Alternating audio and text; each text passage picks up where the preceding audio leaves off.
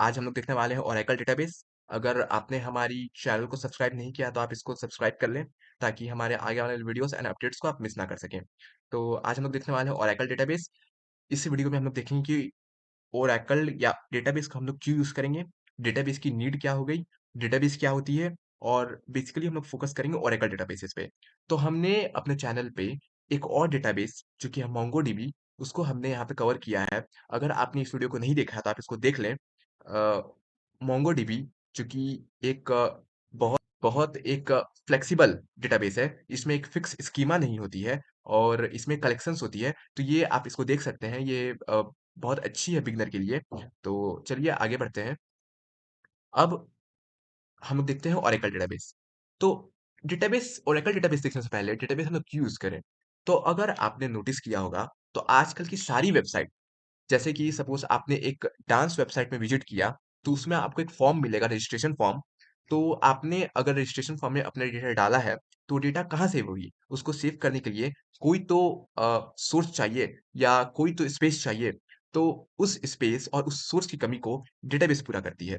Database में basically huge amount of data को हम लोग स्टोर कर सकते हैं बहुत ही एफिशिएंट वे में, बिकॉज़ ये बहुत सारी टूल्स एंड फ्लेक्सिबिलिटी प्रोवाइड करती है, जो कि हमारी डेटा स्टोरेज कैपेबिलिटी को बहुत ईज़ी बना देती है। तो इसलिए आज हम लोग ओरेकल डेटाबेस पे फ़ोकस करेंगे, बिकॉज़ ओरेकल डेटाबेस ज़्यादा पॉपुलर है और बहुत सारी कंपनीज़, मल्टीनेशनल कंपनीज़, एमएनसी में ओरेकल डेटाबेस ही यूज़ होती है। अब ओरेकल डेटाबेस में हमारे पास इस टाइप से डेटा स्टोर होती है। आप देख सकते हैं इस टाइप से। टेबल्स टेबल्स के फॉर्म में होती है, बेसिकली रोज़ एंड कॉलम्स। तो आप देख सकते हैं यहाँ पे एक कॉलम है डिपार्टमेंट आईडी, एक कॉलम है डिपार्टमेंट नेम, एक कॉलम है मैनेजर आईडी।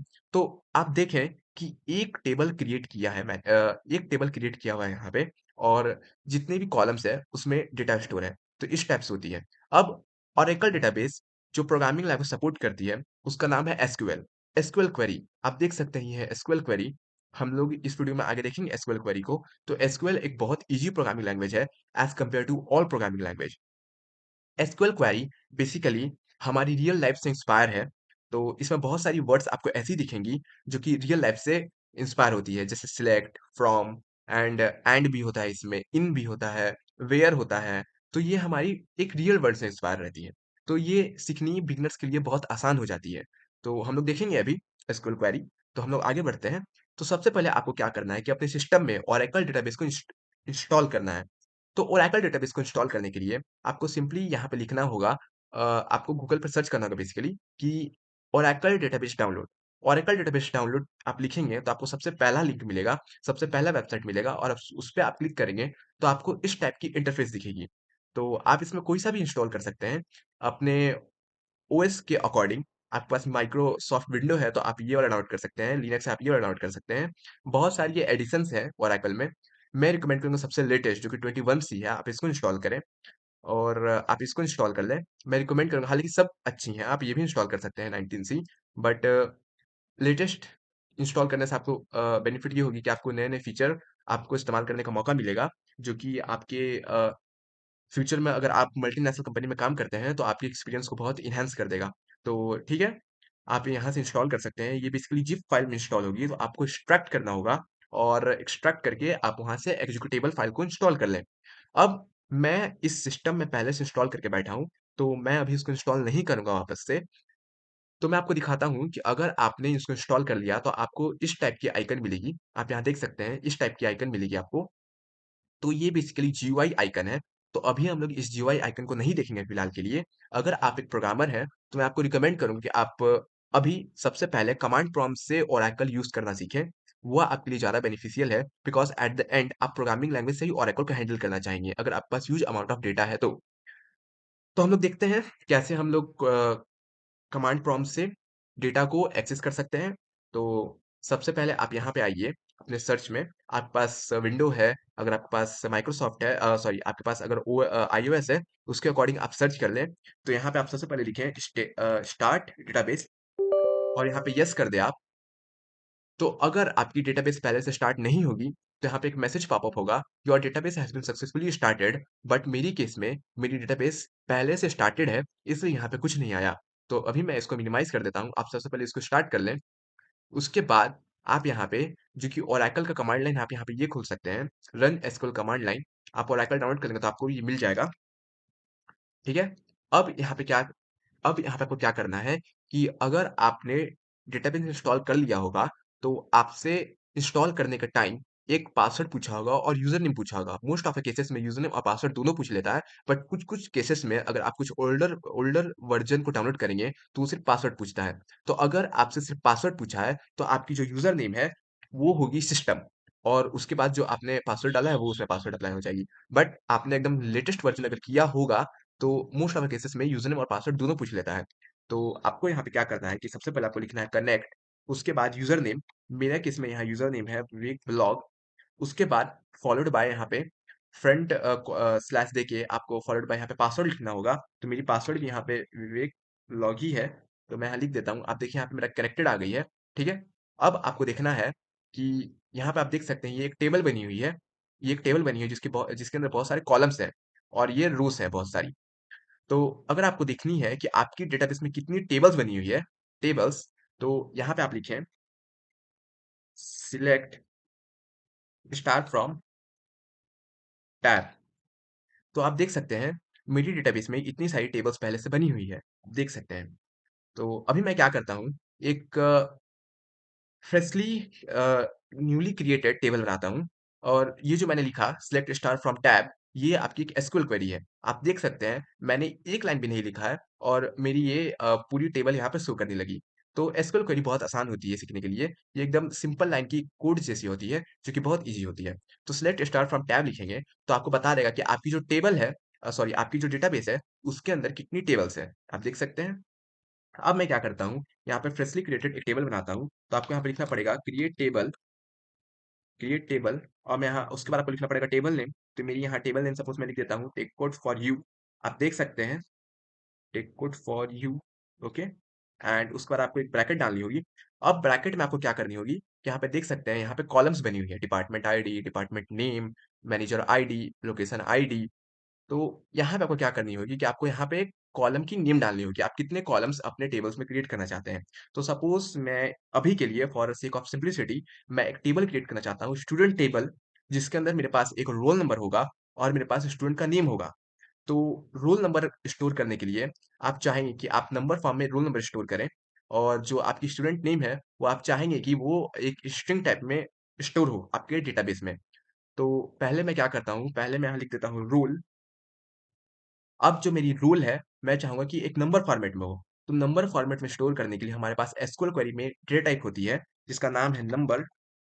अब हमारी जो एसक्यूएल क्वेरी है, इसमें बहुत सारी डेटा टाइप्स होती हैं। अगर आपको और डेटा टाइप्स देखनी है, तो आप गूगल पे सर्च कर सकते हैं, आपको एसक्यूएल क्वेरी में बहुत सारे डेटा टाइप्स मिल जाएँगे। अच्छा, एसक्यूएल क्वेरी में एक नई डेटा टाइप है, जो कि किसी और प्रोग्रामिंग लैंग्वेज में नहीं है और वो है डेट। हम लोग देखेंगे वो है डेट। आप गूगल पे भी सर्च कर सकते हैं, आप गूगल पे सारी डेटा टाइप मिल जाएगी। मैं आपको फॉर सेक ऑफ नॉलेज बता दिया, ठीक है? अब मैं यहाँ क्या करता हूँ, मैंने एक रोल बना लिया। रोल मतलब ये मेरी कॉलम नेम है रोल और उसमें मेरी जो डेटा टाइप है नंबर, ठीक है? एक मेरी यहाँ पे कॉलम क्रिएट हो गई है, ठीक है? अब मैं क्या करता हूँ कि मुझे एक दूसरी कॉलम चाहिए जिसका नाम होगा नेम और ये मेरी होगी स्ट्रिंग टाइप की। तो स्ट्रिंग को स्टोर करने के लिए हमारे पास var2 होता है और उसमें भी एक ब्रैकेट होता है और इसमें आपको जो आपकी स्ट्रिंग है उसकी मैक्सिमम लेंथ लिखनी होती है। तो सपोज़ मैंने यहाँ लिख दिया 20 और उसके बाद मैं क्या करता हूँ कि जो मेरी रूल है इसको मैं बना लेता हूँ प्राइमरी की। अभी मैं बताता हूँ उसको प्राइमरी की क्यों बनाया? बिकॉज़ प्राइमरी की में क्या होता है कि प्राइमरी की मदद से आप एक पार्टिकुलर रो को आइडेंटिफाई कर पाएँगे अपने डेटाबेस में। सपोज़ जैसे आपके पास आपके क्लास में स्टूडेंट है शुभम। अब सपोज़ आपके क्लास में 3 स्टूडेंट है शुभम। तो 3 स्टूडेंट का नेम सेम हो सकता है बट उसके रोल नंबर सेम नहीं हो सकते हैं। तो इसलिए मैंने यहाँ रोल नंबर को एक प्राइमरी की बना दिया। प्राइमरी की से मैं क्या करूँगा कि एक स्पेशली पार्टिकुलर शुभम को आइडेंटिफाई कर पाऊँगा। ठीक है? तो होप सो आपको समझ में आ गया होगा। तो हम लोग ने मैंने इंटर मारा। आप देखिए यहाँ पे लिखा हुआ है टेबल क्रिएटेड। अब मैं क्या करता हूँ कि टेबल में मैं डेटा इनपुट कर देता हूँ। तो डेटा इनपुट करने के लिए हमारे पास क्वेरी होती है insert into tech code for you, जो कि मेरी टेबल नेम है। टेक कोड फॉर यू ये मेरी टेबल नेम है। उसके बाद आपको क्या करना है कि मेरी पहली जो कॉलम है वो रोल टाइप मतलब रोल है। पहली कॉलम का नाम मेरे पास रोल है और डेटा टाइप है उसका नंबर। तो मुझे यहाँ पे एक नंबर देनी होगी, फिर कॉमा, उसके बाद आप देखेंगे मेरी जो सेकंड कॉलम वो है नेम और वो है varchar2 यानी स्ट्रिंग और उसकी मैक्सिमम लेंथ है 20। तो मुझे मैक्सिमम लेंथ 20 उसके अंदर ही मुझे एक स्ट्रिंग वैल्यू देनी होगी। तो मैं सपोज़ यहाँ पे दे देता हूँ अभी शुभम, मैं यहाँ शुभम दे देता हूँ और उसके बाद ब्रैकेट क्लोज़ एंड एंटर। अब देखिए कि यहाँ पे एक एरर आ गया बिकॉज़ मैंने यहाँ क्या किया है कि यहाँ पे ऐसे होता है, यहाँ पे आपको वैल्यूज़ लिखनी होगी, इंसर्ट इनटू टेबल नेम, उस पर आपको यहाँ पे एक वैल्यूज़ ऐसे वैल्यूज़ लिखनी पड़ती है और उसके बाद वैल्यूज़ इसलिए लिखनी पड़ती है क्योंकि आपने टेबल में वैल्यूज़ डालने की कोशिश करी है, तो यहाँ पे आपको वैल्यूज़ लिखनी पड़ती है ताकि आपकी जो डेटाबेस है वो समझ जाए कि आप क्या करना चाह रहे हैं। तो मैं वैल्यू डालना चाह रहा हूँ, इसलिए आपको वैल्यूज़ यहाँ पे आइडेंटिफ़ाई करनी होगी और उसके बाद आपको क्या करना है कि इंटर मारना है। तो आप देखिए, एक रो क्रिएट हो गया मेरे पास, एक रो क्रिएटेड। अब मैं क्या करता हूँ यहाँ पे कि मैं आपको दिखाता हूँ कि मेरी एक रो में डेटा आई कि नहीं आई। Select star from tech code for you, ये डेटा लिखने के लिए होता है। टेबल नेम यहाँ पे लिख देंगे। तो select star from table name, तो टेबल नेम के अंदर जो डेटा है वो आपको दिख जाएगी। अच्छा, मेरे पास पहले ही इतनी सारी टेबल क्रिएटेड है, इसमें आपको टेक कोड फॉर यू नहीं दिख रही होगी, बट अब मैं ये वाली क्वेरी चलाऊंगा, सिलेक्ट स्टार फ्रॉम टैब, मेरी टेबल्स देखने के लिए, मेरे डेटाबेस में कितनी टेबल्स है उसको देखने के लिए सिलेक्ट स्टार फ्रॉम टैब होता है। बट इसमें आपने देखा कि टेक कोड फॉर यू नहीं है। अब मैं यहाँ पे चलाता हूँ सिलेक्ट स्टार फ्रॉम टैब, रुकिए, सिलेक्ट स्टार फ्रॉम टैब, तो आप अब देख सकते हैं कि मेरे पास एक टिक कोड फॉर यू नाम से भी एक टेबल क्रिएट हो गई है और टिक कोड फॉर यू में क्या है, अभी क्या डेटा है उसको देखने के लिए आपको यहाँ पे करना पड़ेगा select star from table name, जिसका आप देखना चाह रहे हो। टेबल नेम के अंदर मेरे पास अभी एक डेटा है जो कि है एक और शुभम, दो नंबर उसका एक है और नेम शुभम है। अब मैं क्या करता हूँ कि इसके अंदर तीन चार डेटा और डाल देता हूँ। तो आप क्या करें कि इसको चेंज करते जाएं। मैं सपोज सेकंड में नाम रखता हूँ विवेक एंड उसका जो रोल है उसका मैं रखूंगा 2। तो आप देखें कि मेरी जो दूसरी डेटा है, मतलब दूसरी रो है, वो भी क्रिएटेड हो गई है। अब मैं क्या करता हूँ, एक थर्ड रो भी क्रिएट कर देता हूँ। एक टेबल में मैं थर्ड रो क्रिएट कर रहा हूँ। तो थर्ड रो में लिखता हूँ मैं आकाश, एंड आकाश लिखने के बाद मैं इसका रोल नंबर कर देता हूँ 3। आप देख सकते हैं मेरी थर्ड रो क्रिएट हो गई है। अब मैं फोर्थ रो क्रिएट कर रहा हूँ। अब फोर्थ रो में मैं लिख देता हूँ विशाल, एंड उसके बाद मैं यहाँ लिख देता हूँ फोर्थ, मेरी फोर्थ रो क्रिएट हो गई है। अब मैं क्या करता हूँ यहाँ पे कि मैं 5 रो क्रिएट करता हूँ और इसमें भी लिख देता हूँ हर्ष, और यहाँ पे लिख देता हूँ 5। तो आप देखिए यहाँ में फिफ्थ रो क्रिएट हो गई है। अब मैं अपने टेक कोड फॉर यू में डेटा देखूँ अगर, तो आप देख सकते हैं कि मेरी यहाँ पे 5 रो क्रिएट हो गई है मेरी टेबल में। मेरी जो टेबल नेम है वो है टेक कोड फॉर यू, आप देख सकते हैं, और टेबल नेम में मैंने अब ये 5 डेटा को इंसर्ट कर दिया है। ठीक है? अब सपोज आपने अपनी डेटाबेस को 1-2 महीना बाद खोला और आपने सपोज आपको इस टेबल, चूँकि मैंने टेबल अभी बनाया टेक कोड फॉर यू, इसमें आपको 2-3 महीना बाद एक और डेटा डालना है। तो आपको ये सीक्वेंस याद रखना पड़ेगा कि सबसे पहले आपने क्या बनाया था कॉलम। तो सबसे पहले मैंने रोल का कॉलम बनाया था, उसका डेटा टाइप क्या था? उसका डेटा टाइप था नंबर, तो मुझे यहाँ एक नंबर वैल्यू देनी पड़ेगी। और मैंने सेकंड कॉलम क्या बनाया था, जो कि बनाया था नेम, और उसमें मेरी जो डेटा टाइप थी वो थी स्ट्रिंग, मतलब varchar2, जो कि मेरी स्ट्रिंग वैल्यू लेती है, तो इसलिए मैंने यहाँ पे स्ट्रिंग दिया। अगर आप पहले स्ट्रिंग दे दें और दूसरा नंबर दे दें तो ये आपकी एरर शो करेगी, बिकॉज़ जैसे आपने टेबल क्रिएट किया था जिस ऑर्डर में, उसी ऑर्डर में आपको डेटा इंसर्ट करनी पड़ती है। तो सपोज आपने 2-3 महीना बाद अपने डेटाबेस यानी जो टेक कोड फॉर यू है उस टेबल में आपको डेटा इंसर्ट करनी है और आप भूल गए हैं कि आपने किस सीक्वेंस में कॉलम को क्रिएट किया था और उसकी डेटा टाइप्स क्या थी। तो आप यहाँ एक क्वेरी लिख सकते हैं जिसका नाम है डिस्क्राइब, और उसका टेबल नेम, जो टेबल में आप देखना चाहते हैं कि आप किस ऑर्डर में उसको कॉलम को क्रिएट किए हैं और उसकी डेटा टाइप क्या थी, तो आप यहाँ पे टेक कोड फॉर यू लिख सकते हैं मेरी केस में। अब आप देखें कि टेक कोड फॉर यू, मतलब अभी ये नहीं हुआ बिकॉज़ मैंने यहाँ पे कुछ गड़बड़ कर दिया है। मैंने शायद नाम सही से नहीं लिखा है, तो मैं अभी देख लेता हूँ, यहाँ क्या एरर आ रही है। देखिए, डिस्क्राइब की स्पेलिंग रॉन्ग है, यहाँ पे डिस्क्राइब की स्पेलिंग रॉन्ग है, इसलिए यहाँ पे नहीं आया। तो अगर आप क्वेरी लिख रहे हैं तो आप अच्छे से देख के लिखें, अगर आपने थोड़ी भी मिस्टेक कर दी, तो ये क्वेरी रन नहीं करेगी। तो डिस्क्राइब मैं सही से लिख देता हूँ, डिस्क्राइब मेरी टेबल नेम। तो अब आप देखें कि मेरी जो टेबल है, मतलब टेक्स्ट फॉर यू जो कि टेबल है, उसके अंदर मैंने रो कैसे क्रिएट किया था। तो सबसे पहले मैंने क्रिएट किया था रोल नंबर, और उसकी जो टाइप है वो है नंबर, आप देख सकते हैं। और दूसरी कॉलम जो मैंने क्रिएट किया था वो है नेम, और उसकी जो टाइप है वो है varchar2। और varchar2 basically varchar2 basically string value को स्टोर करने के लिए हेल्प करता है। तो और स्ट्रिंग वैल्यू को स्टोर करना है, बेसिकली नेम में स्ट्रिंग वैल्यू को स्टोर करना है, और उसकी जो मैक्सिमम लेंथ है वो है 20। तो इस तरह से आप अपनी टेबल की डिटेल देख सकते हैं कि आपने किस सीक्वेंस में अपने कॉलम को क्रिएट किया है। अब अगर हम लोग कुछ और क्वेरीज की बात करें तो हमारे पास कुछ और क्वेरीज होती है। सपोज मैं अपनी जो ये डेटा है इसको मैं देखना चाहता हूँ असेंडिंग ऑर्डर में, according to roll number. Suppose सबसे ज्यादा रोल नंबर किसका है? हर्ष का। तो मैं देखना चाहता हूँ हर्ष का डेटा पहले और सबसे कम रोल नंबर, सबसे छोटा रोल नंबर किसका है 1। तो मैं देखना चाहता हूँ सबसे जैसे शुभम को सबसे मैं लास्ट में देखना चाहता हूँ और जिसका सबसे हाईएस्ट रोल नंबर उसको मैं पहले देखना चाहता हूँ।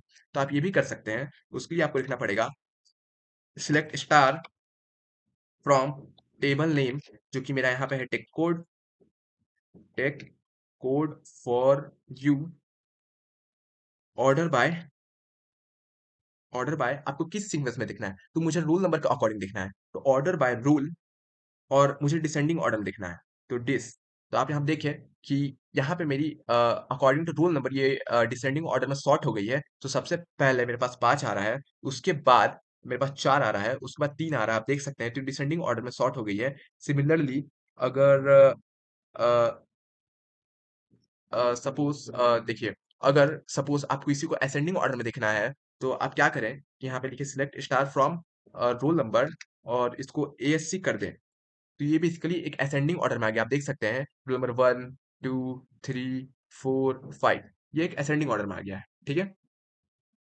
अब आप क्या करें कि सपोज अगर आपने यहाँ पे कुछ स्पेसिफाई नहीं किया, आपने ऐसे लिख दिया select star from tech good for you order by rule, और आपने यहाँ ए सी या डी एस सी नहीं लिखा है, तो ये बाय डिफॉल्ट असेंडिंग ऑर्डर मिलेगा। मैं आपको दिखा देता हूँ। ये देखिए बाय डिफॉल्ट ये असेंडिंग ऑर्डर में ले रहा है। तो ठीक है। सपोज आपको क्या करना है कि सपोज आपको बस रोल नंबर देखना है, आपको इस बार नेम नहीं दिखना है। आपको सपोज सिर्फ रोल नंबर चाहिए कि आपकी क्लास में कितने से कितने रोल नंबर तक है। तो आप यहाँ क्या कर सकते हैं, सिलेक्ट। अब स्टार स्टार मतलब क्या होता है कि आपके टेबल में जितने भी कॉलम है, उस सब कॉलम का डेटा आपको शो कर देगा। बट आपको एक स्पेसिफिक कॉलम का देखना है, तो आप उस स्पेसिफिक कॉलम का नाम लिख दें। तो मैं यहाँ लिखूंगा select rule and from table name. Table name क्या है मेरा, टिक कोड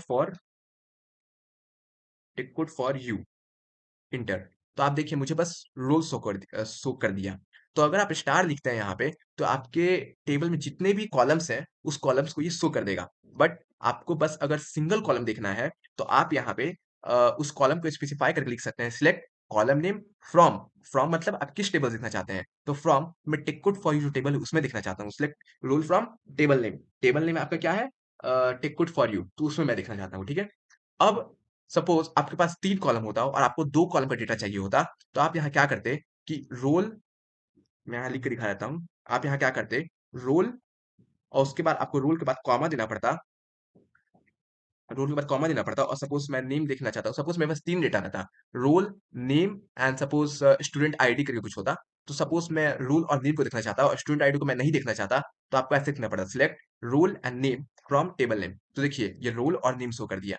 तो यहाँ पे आप जितने भी कॉलम नेम लिखेंगे उस कॉलम नेम को रिप्रेजेंट कर देगा। और आपको अगर सारे देखने हैं, तो यहाँ पे लिखे select star from table name. Select star आपने लिख दिया, तो ये आपको सारे कॉलम का डेटा दिखा देगा। ठीक है। होप सो आपको ये समझ में आ गया होगा। अब हम लोग आगे देखते हैं। तो आगे क्या करते हैं कि सपोज मैं अभी बोला कि अगर यहाँ पे स्टूडेंट आईडी होता, सपोज यहाँ पे स्टूडेंट आईडी होता, तो ये दोनों को ही शो करता। तो अगर आपको सपोज मैंने यहाँ पे एक टेबल क्रिएट कर लिया है ऑलरेडी, जिसमें मेरे पास 2 कॉलम है, एक है मेरे पास रूल, एक है नेम। सपोज आपको एग्जिस्टिंग टेबल में एक और कॉलम क्रिएट करना है, तो यहाँ पे आप वो भी कर सकते हैं। तो एग्जिस्टिंग टेबल में कॉलम क्रिएट करने का फॉर्मूला हमारे पास होता है अल्टर टेबल, अल्टर टेबल। उसके बाद आपको एक टेबल नेम डालनी होगी।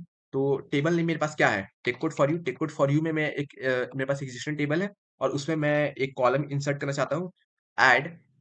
अब ऐड लिखने के बाद आपको यहाँ पे कॉलम नेम देनी होगी कि आप क्या कॉलम नेम इंसर्ट करना चाहते हैं, मतलब कॉलम नेम। तो मैं यहाँ इंसर्ट करना चाहता हूँ स्टूडेंट स्लैश आईडी। मैं स्टूडेंट आईडी करना चाहता हूँ और जिसका जो डेटा टाइप होगा वो सपोज नंबर होगा। ठीक है। ठीक है। अब मैं यहाँ अब मैं यहाँ किया, तो आप देखें कि यहाँ पे टेबल अल्टर करके आ गया। अब अगर मैं select star from table name कर दूं, तो अब आप देखिए कि मेरे पास ये कॉलम क्रिएट हो गया है स्टूडेंट आईडी। आप देख सकते हैं पहले मेरे पास ये 2 कॉलम था जो कि था रोल एंड नेम, आप देख सकते हैं। अब मेरे पास एक और कॉलम क्रिएट हो गया है जिसका नाम है स्टूडेंट आईडी, आप देख सकते हैं। अगर आपको इस न्यूली क्रिएटेड कॉलम में डेटा डालना है, तो उसके लिए क्वेरी होता है। मैं आपको बताता हूँ उसके लिए क्या क्वेरी होता है। उसके लिए क्वेरी होता है अपडेट। आप अपडेट लिखें, उसके बाद आपको लिखना पड़ेगा यहाँ पे टिक कोड फॉर यू, जो कि है मेरा टेबल नेम। मैंने टेबल नेम लिख दिया। उसके बाद सेट, सेट, और उसके बाद कॉलम नेम लिखना है कि आप कौन सा कॉलम में डेटा इंसर्ट करना चाहते हैं। तो मैं स्टूडेंट आईडी जो है, स्टूडेंट अंडरस्कोर आईडी, मैं स्टूडेंट आईडी में अपना डेटा को सेव करना चाहता हूँ, तो मैंने यहाँ पे स्टूडेंट आईडी लिख दिया। उसके बाद आपको क्या करना है कि स्टूडेंट आईडी यहाँ पे आपको डेटा देनी होगी। तो मैंने डेटा स्टूडेंट आईडी की नंबर फॉर्म में लिया था, तो मैं सपोज़ 21 सबसे पहले दे देता हूँ और वेयर आपको कुछ रेफरेंस डालनी होगी।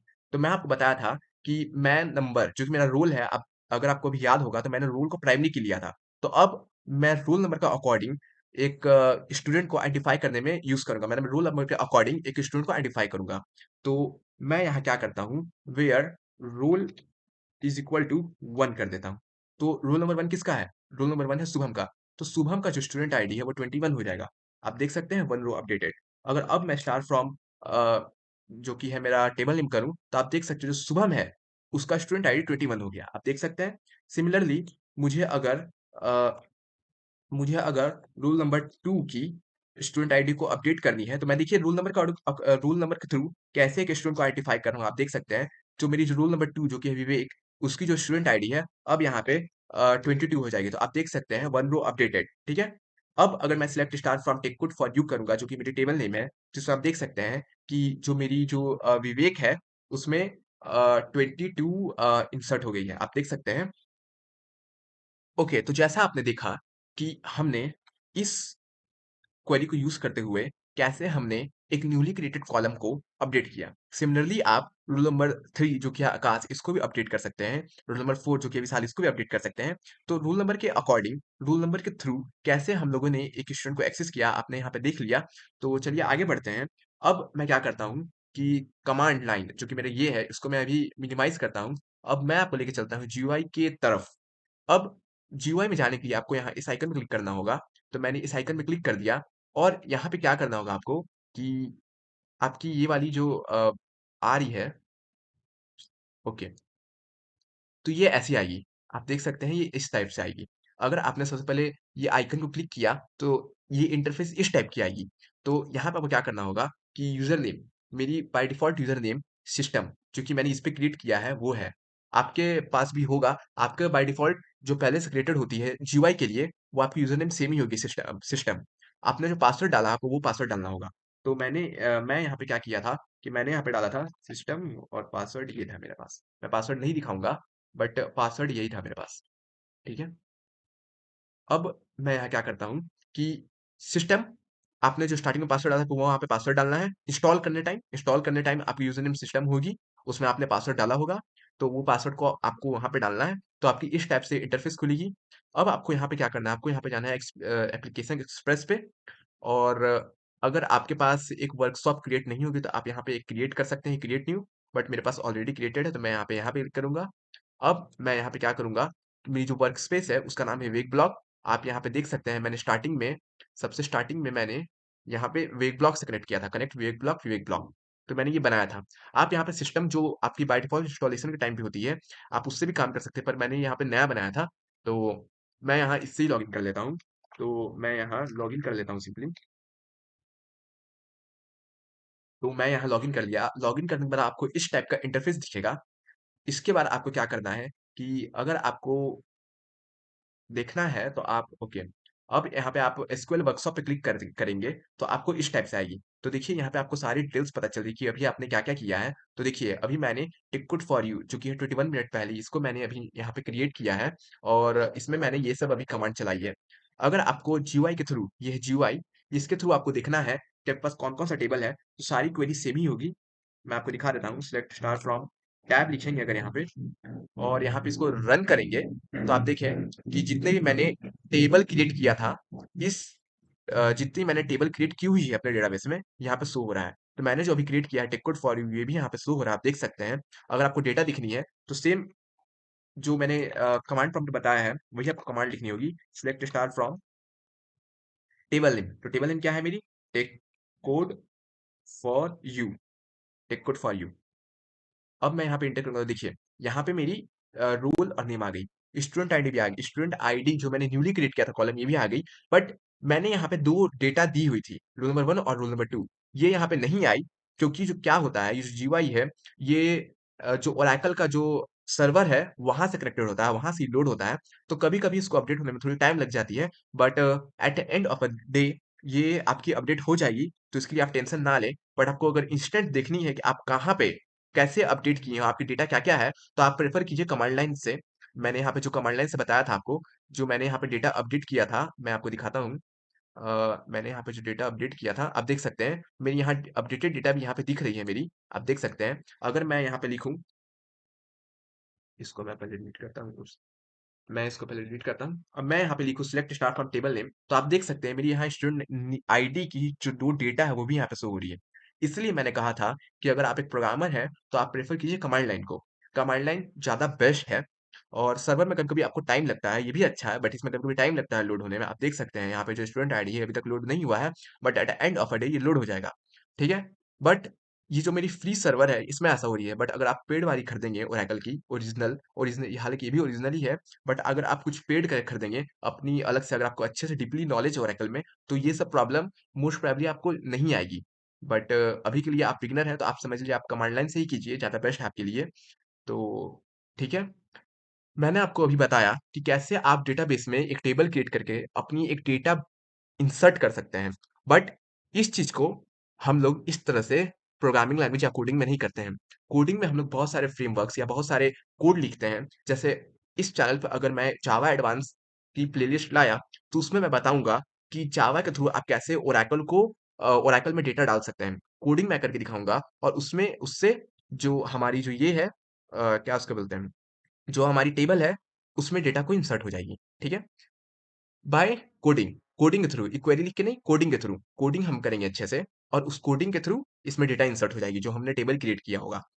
तो होप सो आपको ये समझ में आया होगा। अभी के लिए इस वीडियो में इतना ही। आपको एक बेसिक नॉलेज ओरेकल डेटाबेस की लग गई होगी। तो ठीक है, मिलते हैं नेक्स्ट वीडियो में। तब तब तक के लिए टाटा, बाय बाय।